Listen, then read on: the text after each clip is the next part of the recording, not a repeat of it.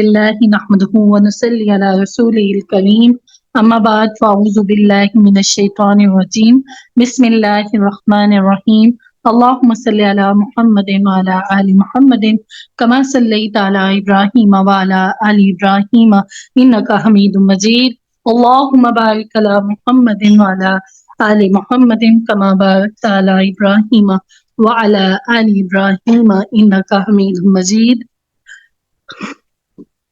رب اشرح لي صدري ويسر لي امري واحلل عقدة من لساني يفقهوا قولي واجعل لي وزيرا من اهلي اللهم فقهنا في الدين اللهم فقهنا في الدين اللهم حسبنا حسابا يسيرا اللہ سبحانہ تعالیٰ ہمارا حساب آسان کر دے.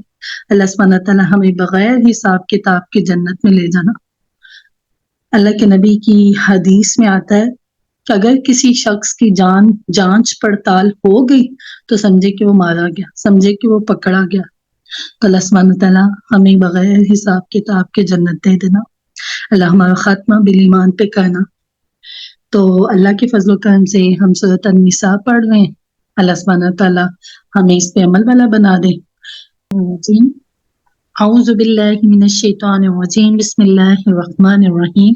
آیت نمبر 66. وَلَوْ اگر انا بے شک ہم کتبنا لکھ دیتے ہم علیہم ان پر انقتلوا کہ قتل کریں انفسکم اپنی جانوں کو اپنے آپ کو او اخرجوا یا نکالیں من دیارکم اپنے آپ کو اپنے ہی گھروں سے ما فعلوہ پس نہیں وہ کرتے الا مگر قلیل منہم مگر تھوڑے ہی ان میں سے، تم میں سے یا ان میں سے تھوڑے ہی ہیں جو ان میں سے یہ کام کرتے. کون سا کام کرتے؟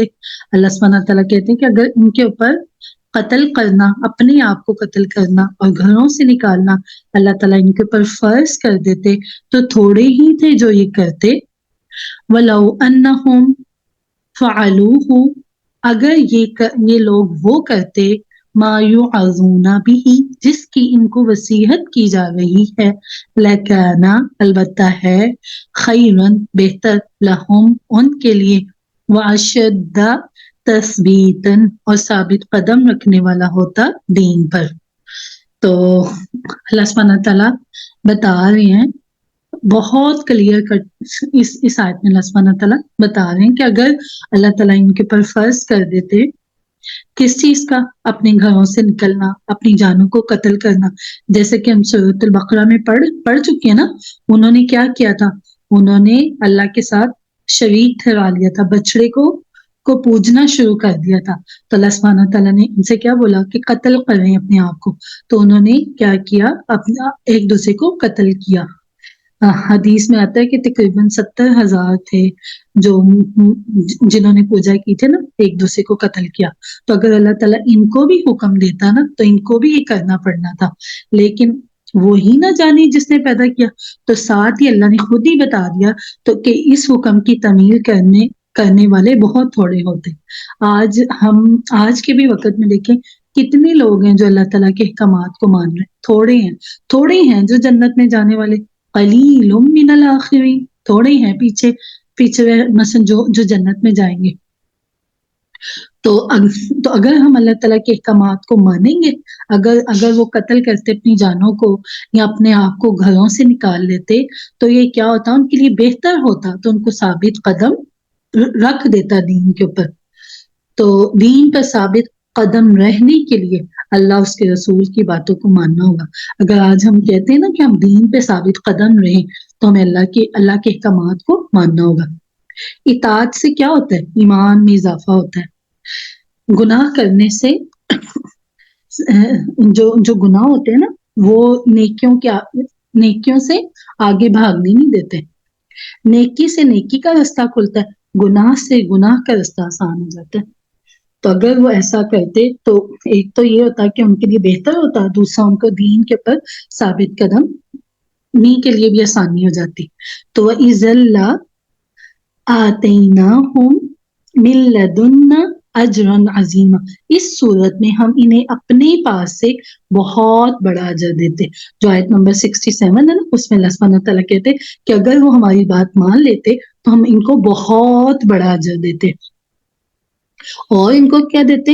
وَلَهَدَيْنَاهُمْ، البتہ ہم ان کو ہدایت دیتے، کس کی؟ صراط مستقیم، سیدھے رستے کی۔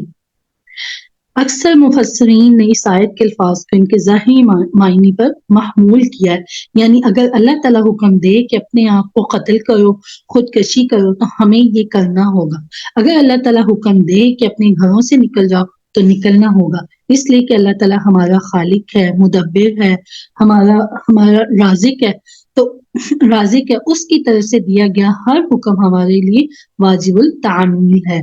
البتہ یہاں اقتلوا انفسکم کے الفاظ میں ایک مزید اشارہ بھی معلوم ہوتا ہے کہ سورۃ البقرہ آیت نمبر 54 میں ہم تاریخی بنی اسرائیل کے حوالے سے پڑھ آئے ہیں کہ بنی اسرائیل میں سے جن لوگوں نے بچڑے کی پوجا کی تھی، ان کو مرتد ہونے کی جو سزا دی گئی، اس کے لیے بھی یہی الفاظ آئے ہیں، فَاقْتُلُوا أَنفُسَكُمْ، پس قتل کرو اپنے آپ کو۔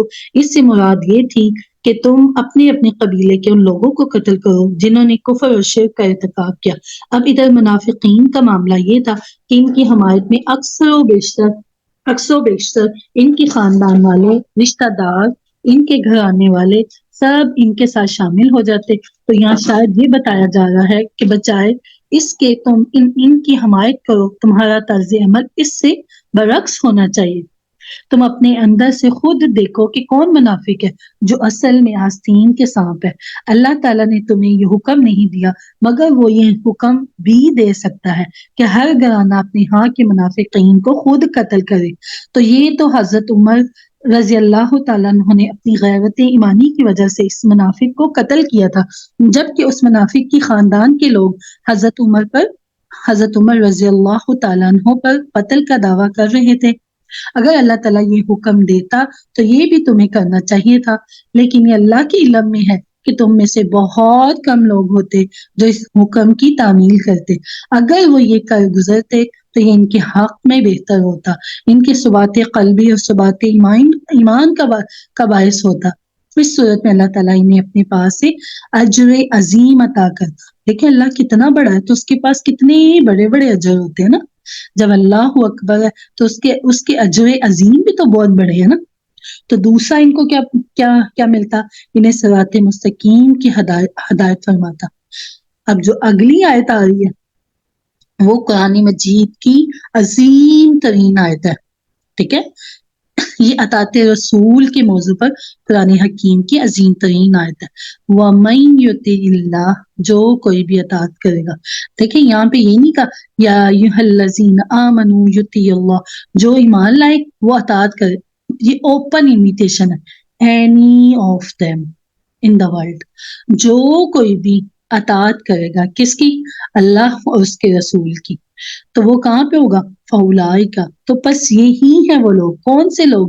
جنہوں نے اطاعت کی، تو وہ مع الذین، وہ یہی ہے وہ لوگ ساتھ ہوں گے، کن کے؟ انعم اللہ، جن پہ اللہ نے انعام کیا۔ یہ ہم پڑھتے ہیں دن میں 17 دفعہ سورۃ الفاتحہ میں کہ اللہ تعالیٰ ہمیں ان لوگوں کا رستہ دکھا دے جن میں تو نے انعام کیا، صراط الذین انعمت، ہم پڑھتے ہیں نا، تو یہ انعام یافتہ اس آیت سے پتہ چلتا ہے۔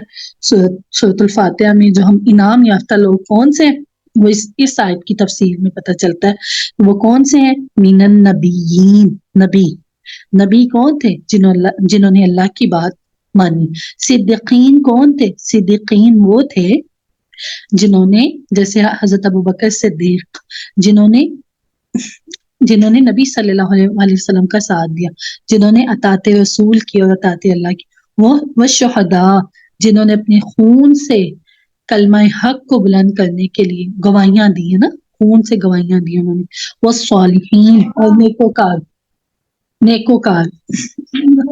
وحسن اولئک رفیقا، کیا ہی اچھے ہیں یہ لوگ رفاقت کے لیے، یعنی اللہ اس کے رسول صلی اللہ علیہ وسلم کی اطاعت کرنے والوں کا شمار ان لوگوں کے زمرے میں ہوگا جن پر جن پر اللہ تعالیٰ نے انعام فرمایا ہے۔